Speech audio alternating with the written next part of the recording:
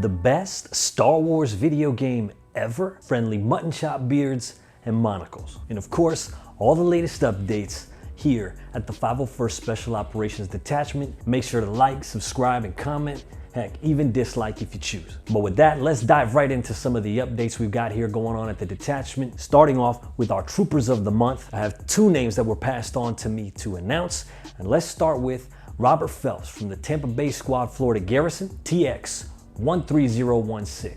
And then second, from the 70th Explorers Garrison, Ryan Schmook, TX 14631, Icy Trooper. Big high fives to both of these guys for all the work that they put into the detachment. For our members, you guys keep crushing it. Really do appreciate everything that you're doing. In addition to that, I said I was gonna feature one of our staff members every month. So first up, I wanna highlight Shane Murphy from the Ireland Garrison, TX 18170. He is our PR team lead and the man behind all of our social media platforms, Twitter, Facebook, Instagram. He's the man behind the keys. Click, click, click, click, click, click, click, click, click, click. And most importantly, he's responsible for highlighting our troopers worldwide. All of the media content that you see coming out through any of those platforms, Shane is typically the guy behind all of it. So if you've been featured on any of our pages, drop the man a thanks, say what's up, Shane.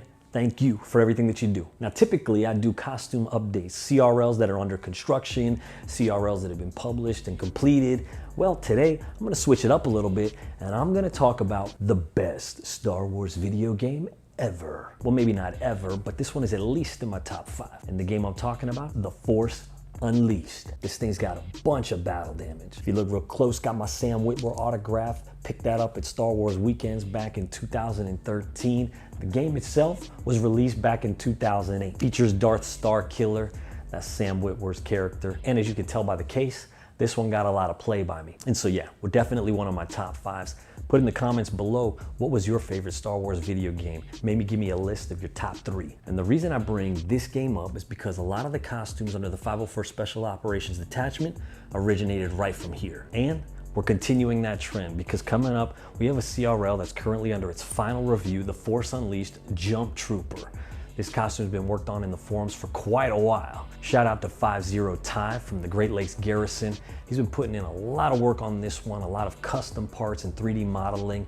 And yeah, we're gonna be seeing, hopefully in the very, very near future, another character pop off the screen into our universe from The Force Unleashed. So stay tuned for when that CRL publishes. Like I said, it's going through the final review. And of course, if you're interested in seeing how the build went, all of the references, where we pulled all the material to get that costume constructed, come on over to our forums, specops501st.com. Now, last month, when I brought back the Recon Report, I made a promise that I was gonna get back to some of the roots of the 501st Special Operations Detachment, and that was our video game and our comic book origins. Prior to all of the new Disney content that we see now, almost every single character that was under our purview came from comic books and video games.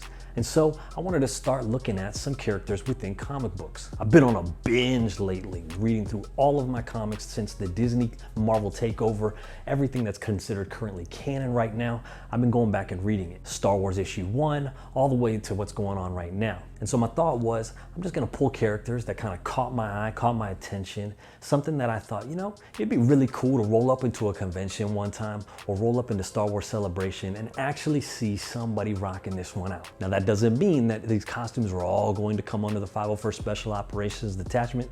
Heck, most of them probably will not.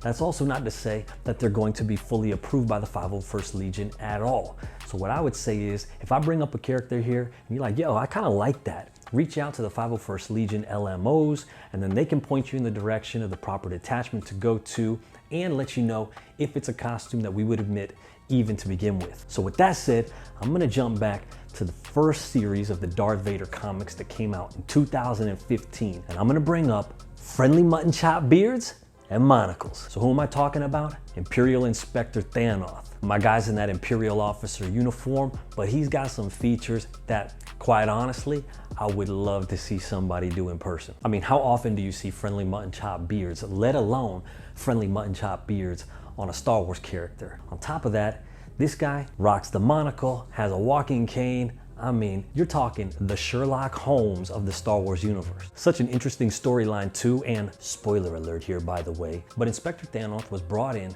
to go ahead and investigate some criminal activity that was occurring against Emperor Palpatine. He, along with Darth Vader, were assigned to track down the culprits. Long story short, Vader was actually the guy behind everything, along with the help of Dr. Aphra. And it's a really interesting story arc, about 6 or 7 issues within the Darth Vader series, where Vader and Thanos are playing this cat and mouse game. Nonetheless, it's a cool character.